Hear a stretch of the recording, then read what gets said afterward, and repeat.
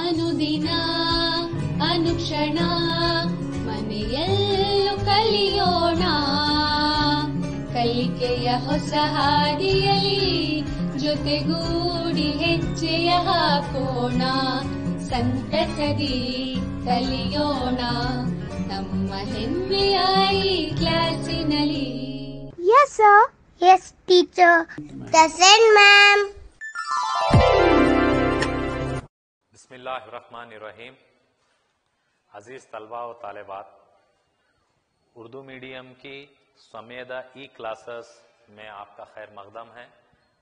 मैं मोहम्मद शब्बीर अहमद, माविन मोलिम, सरकारी उर्दू आला इब्तदाई मदरसा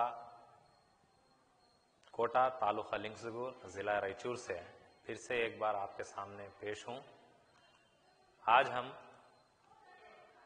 जमात शशुम की मजमून साइंस में सबक नंबर 8 जिस्मानी हरकत यानी बॉडी मूवमेंट्स के तीसरे हिस्से का हम जायजा लेंगे.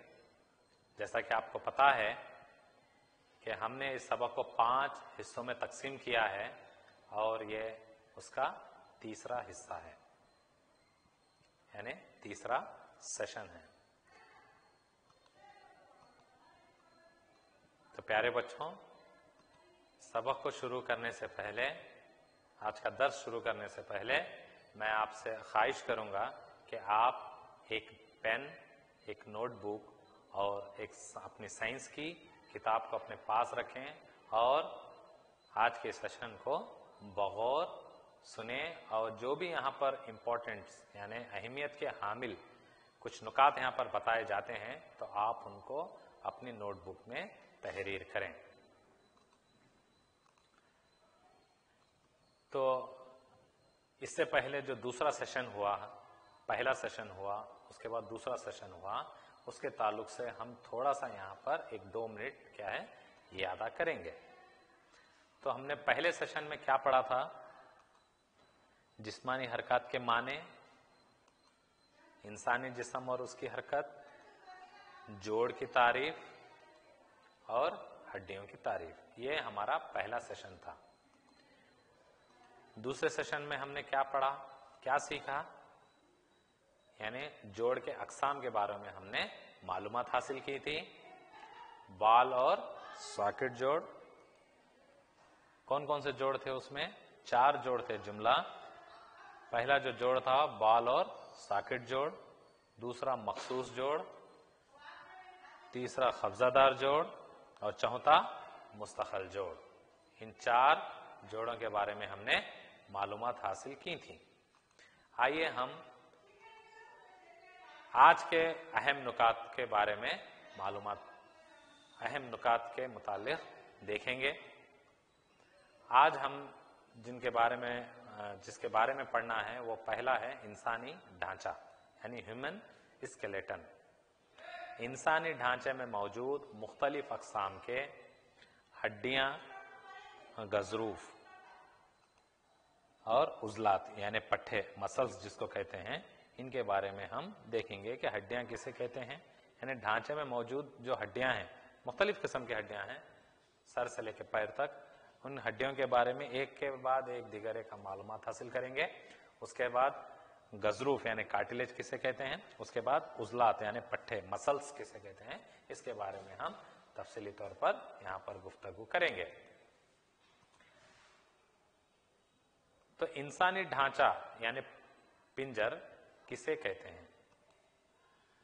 हमारे जिस्म की तमाम हड्डियां एक फ्रेमवर्क तश्कील देती है जिससे हमारे जिस्म को एक शक्ल अता होती है. यह फ्रेमवर्क ढांचा या पिंजर कहलाता है. तो हमारा जो जिस्म है, जिस्म तो गोश्त पोस्त से भरा हुआ है, लेकिन उसके अंदर हड्डियां जो होती हैं वो ढांचा कहलाती हैं. तो जाहिर है अगर आप मिट्टी की अगर कोई एक गुड़िया बनाना चाहते हैं तो सबसे पहले उसको एक फ्रेम शक्ल करेंगे.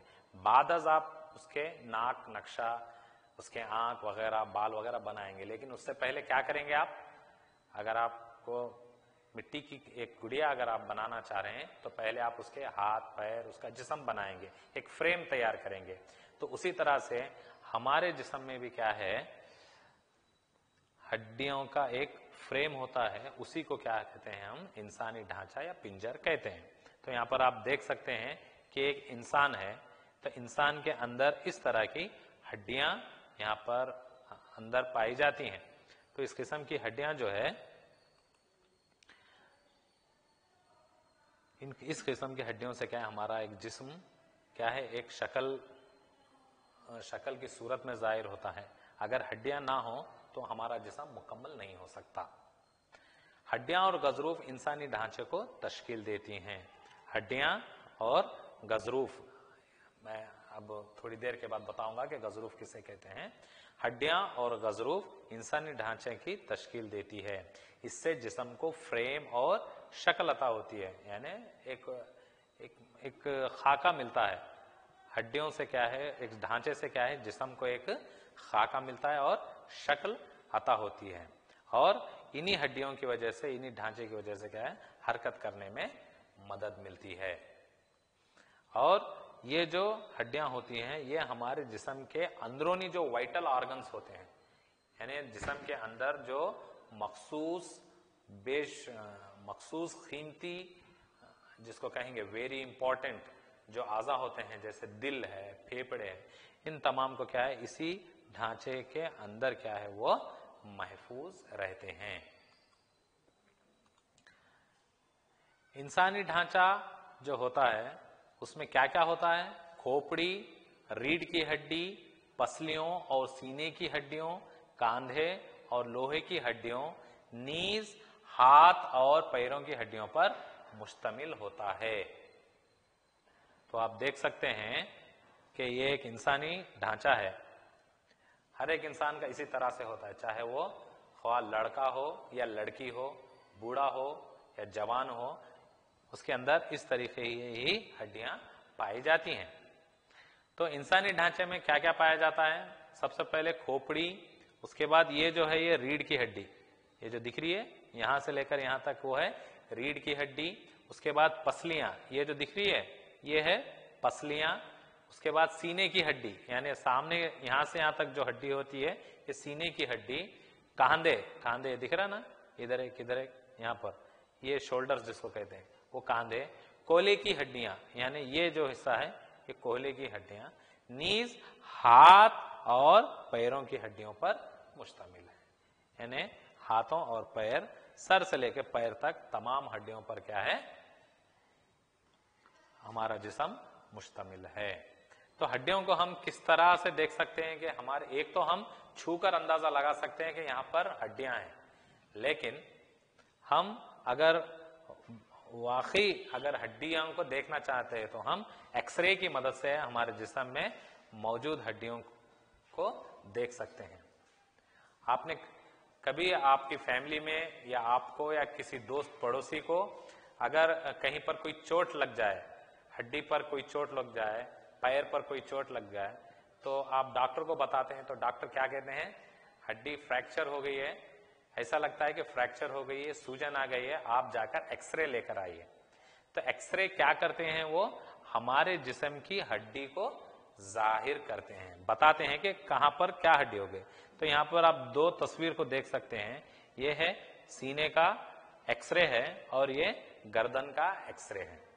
तो यहां पर ये जो दिख रहे हैं ये हड्डियां हैं, ये एक्सरे की मदद से मालूम हो रहा है। यहां पर गोश्त पोश्त नहीं नजर आता है, सिर्फ हड्डियां नजर आती हैं।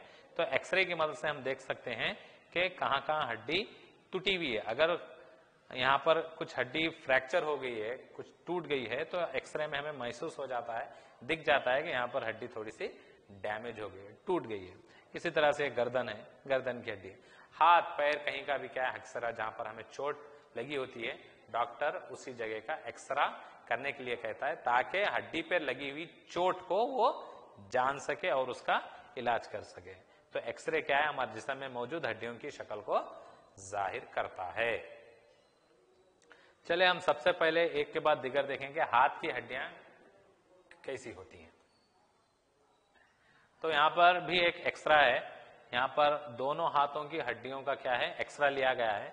तो आप देख सकते हैं कि ये जो सफेद टुकड़े टुकड़े जो दिख रही हैं, ये एक एक हड्डी है और ये आपस में जुड़े हुए हैं। और ये आपस में क्या है, जुड़े हुए हैं। ये है हाथ का पिछला हिस्सा, यहाँ पर भी देख सकते हैं आप, बहुत सारे किस्म की हड्डियां एक दूसरे से जुड़े हुए हैं।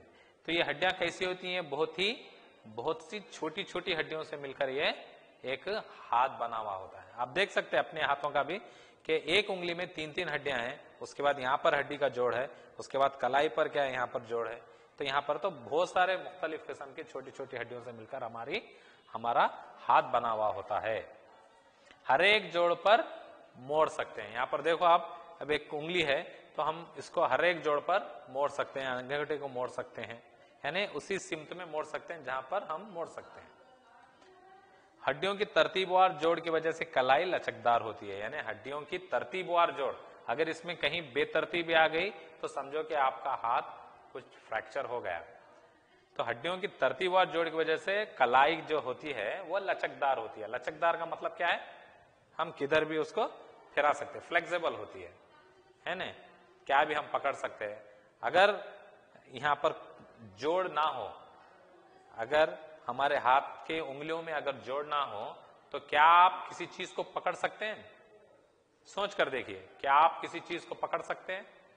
आप एक पेन तक नहीं पकड़ सकते, क्योंकि जोड़ होना बहुत जरूरी है। बिना जोड़ के क्या है, हड्डियां काम नहीं करती हैं। अगर आपको एक पेन भी पकड़ना है तो आपकी हड्डियों में जोड़ होना जरूरी है, तभी आप पेन पकड़ सकते हैं। उंगलियों में और हथेली के पिछले हिस्से में मौजूद हड्डियों की मिकदार मालूम कर सकते हैं। यहां पर कई हड्डियां पाई जाती हैं। तो आप देख सकते हैं कि यहां पर पीछे क्या है, कई हड्डियां हम देख सकते हैं। नेक्स्ट क्या है, पसलियां, रिब्स। तो आपको मालूम ही है कि पसलियां कहां पर पाई जाती हैं। तो यहां पर तस्वीर है, ये देखिए, ये हमारे जिस्म में किस हिस्से में पाया जाता है, बताइए बच्चों। हाँ, वेरी गुड, ये हमारे जिस्म के सीने की हड्डी है। और ये क्या है, पीछे की जो है ये रीढ़ की हड्डी है। तो रीढ़ की हड्डी और सीने की हड्डी के दरमियान में ये जो गोल गोल जो होती है दायरा नुमा, ये क्या है, पसलियां हैं। आप अपने जिस्म को लंबी सांस लीजिए इस तरीके से और इस पसलियों को गिनने की कोशिश कीजिए कि वो कितने हैं, कितने पसलियों को आप गिन सकते हैं। तो पसलियां जो होती हैं ये काफी मुड़ी हुई होती हैं। देखिए, आप देख सकते हैं हर एक हड्डी क्या है, पसली जो है ये मुड़ी हुई है। इधर भी देखिए, इधर भी देखिए, सीने की हड्डी से लेकर रीढ़ की हड्डी तक ये मुड़े हुई है दोनों तरफ। और दरमियान में जो होता है ये कैविटी यहाँ पर पाई जाती है। ये सीने की हड्डी और रीढ़ की हड्डी को एक दूसरे से जोड़कर एक बॉक्स की शक्ल बनाती है। बॉक्स की शक्ल मतलब एक डब्बे के जैसा यहाँ पर होता है और दरमियान में यहाँ खाली जगह होती है। इसमें क्या होता है, जिस्म के अंदरूनी आज़ा जैसे फेफड़े और दिल इसमें महफूज होते हैं। तो सीने के अंदर जो है फेफड़े जो हम सांस लेते हैं और दिल, ये दोनों बहुत ही वाइटल ऑर्गन्स हैं। तो यहाँ पर इन फेफड़े और दिल को क्या है, ये पसली की हड्डियां क्या है, उनकी हिफाजत करती हैं, यानी चोट लगने से उन्हें बचाती हैं। ये खुद हड्डियां क्या है, सह लेती, लेकिन फेफड़ों और दिल को नुकसान होने नहीं देते। चल आगे की तरफ बढ़ते हैं। रीढ़ की हड्डियां, रीढ़ की हड्डी किसे कहते हैं, यानी बैकबोन। तो आप इस तस्वीर पर गौर कीजिए, ये छोटी छोटी छोटी छोटी छोटी हड्डियों से मिलकर एक लंबी हड्डी तश्कील पाई है। तो रीढ़ की हड्डी को आप अपने अंदाज में भी देख सकते हैं कि आप किसी दोस्त को कहिए कि वो झुक जाए और घुटनों को मोड़े बगैर अपने अंगूठों को पकड़े, तो आप देखेंगे कि उसके पीठ पर एक लंबी छोटे छोटे हड्डियों से बनी हुई एक लंबी वहां पर हड्डी होगी, जो गर्दन से लेकर आखिरी सरे तक, जिस्म के पीठ के आखिरी सरे तक वहां पर पाई जाएगी। तो ये जो छोटी छोटी हड्डियां होती हैं ये एक दूसरे से अटैच हुई होती हैं और एक रीढ़ की हड्डी बनाती हैं। ये पीठ के मरकज में पाई जाती है। कहां पर पाई जाती है? ये पीठ के, ये जो पीठ है, पीठ के दरमियानी हिस्से में ये रीढ़ की हड्डी पाई जाती है। ये बहुत छोटी छोटी हड्डियों से मिलकर बनी होती है, जैसा कि मैंने पहले भी कहा, और ये सख्त और लंबी साख्त में होती है। और ये जो हड्डी होती है ये बिल्कुल सख्त हड्डी होती है और इसकी साख्त जो है वो लंबी होती है। रिब केज इन हड्डियों से जुड़ा रहता है। रिब केज किसको कहते हैं? जहां पर पसलियां का जो बॉक्स होता है उसी को रिब केज कहते हैं। पसलियों का जो बॉक्स, इससे पहले जो मैंने बताया था आपको, उसको क्या है, जो पीछे की जो पसलियां होती हैं वो इसी रीढ़ की हड्डी के साथ अटैच हुई होती हैं। गर्दन से शुरू होकर पीठ के निचले हिस्से तक ये फैली हुई होती है, वहां तक इसकी रसाई है। गर्दन से शुरू होती है और पीठ के पिछले हिस्से तक इसकी रसाई है। अगर रीढ़ की हड्डी में फ्लेक्सिबल अगर ना होती, यानी वो रीढ़ की हड्डी अगर जॉइंट्स उसके ना होते, तो क्या आप कह सकते हैं कि हम झुक सकते हैं, उठ सकते हैं, ठहर सकते हैं, चल सकते हैं? नहीं, हड्डियों का लचकदार होना बहुत ही जरूरी है। जॉइंट्स किस लिए काम करते हैं? ताकि उसमें लचकपन लाए। तो छोटी छोटी हड्डियां रीढ़ की हड्डी इसीलिए है कि हम आसानी से झुक सकें, बैठ सकें, चल सकें। चलिए बच्चों, हम अब सबक के आगे की तरफ बढ़ते हैं। अब हम लेते हैं कांधे की हड्डियां, यानी शोल्डर बोन्स। आपको पता है कि शोल्डर इस हिस्से को कहते हैं। यहां पर आप देख सकते हैं कांधे की हड्डियां कहां पर है? यहां पर। ये क्या है? कांधे की हड्डियां। आप छू कर भी उसको अंदाजा लगा सकते हैं।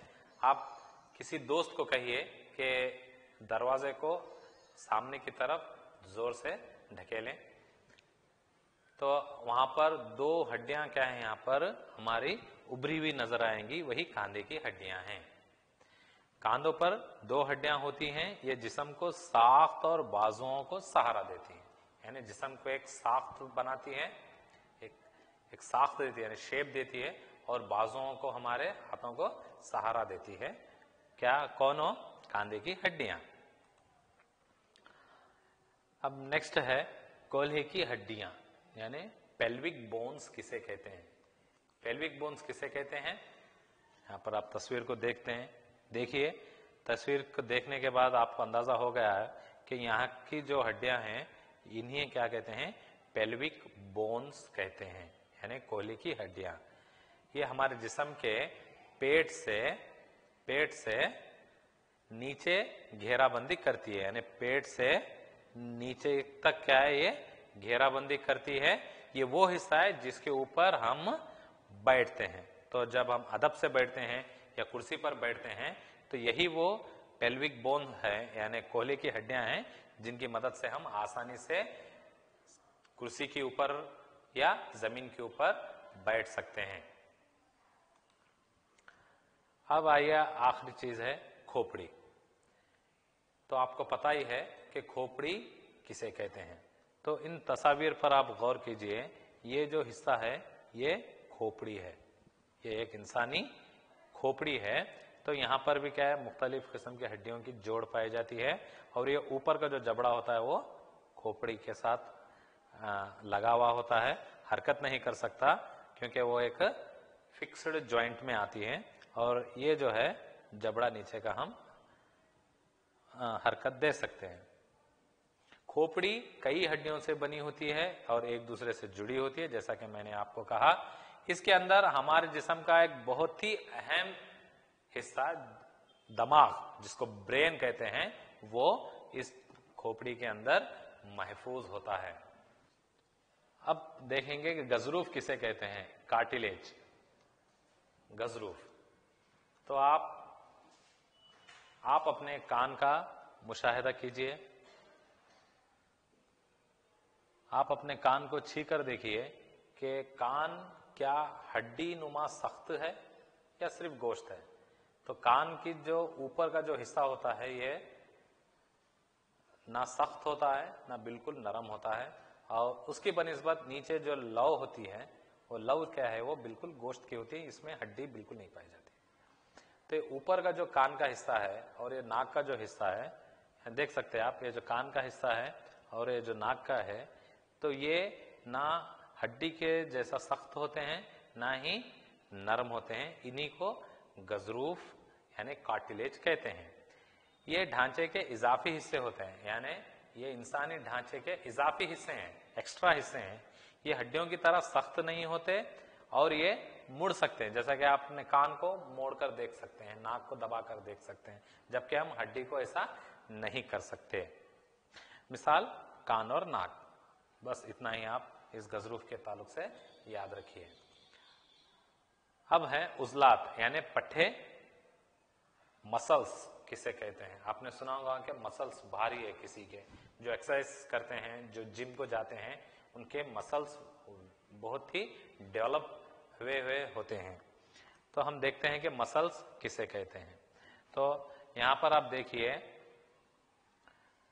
ये जो हिस्सा है ये मसल्स का हिस्सा है। ये दो हिस्से जो हैं जहां पर रेड कलर किया गया है, यहां पर मसल्स है। उजलात जोड़ों की शक्ल में काम करते हैं, यानी हड्डी के ऊपर और नीचे यहां पर दोनों तरफ क्या है, उजलात पाए जाते हैं, यानी मसल्स पाए जाते हैं। उजलात को सिर्फ खींचा जा सकता है, दबाया नहीं जा सकता। यानी जब हम उजलात को अगर देखते हैं कि ताकत डालते हैं, तो ऊपर का जो उजला होता है वो सिकुड़ जाता है और छोटा होता है और मोटा होता है, जबकि नीचे का जो उजला होता है वो बिल्कुल फ्री, आराम होता है। जब हम हाथ को नीचे छोड़ते हैं तो ऊपर का आराम हो जाता है, ऊपर का जो उजला होता है बिल्कुल आराम की हालत में होता है, और नीचे का उजला क्या है, वो अपना साइज छोटा करता है और उसका साइज भी थोड़ा जसामत में भी क्या है, वो थोड़ा सा मोटा हो सकता है। तो उजलात को क्या है, सिर्फ हम खींच सकते हैं लेकिन उसको दबा नहीं सकते।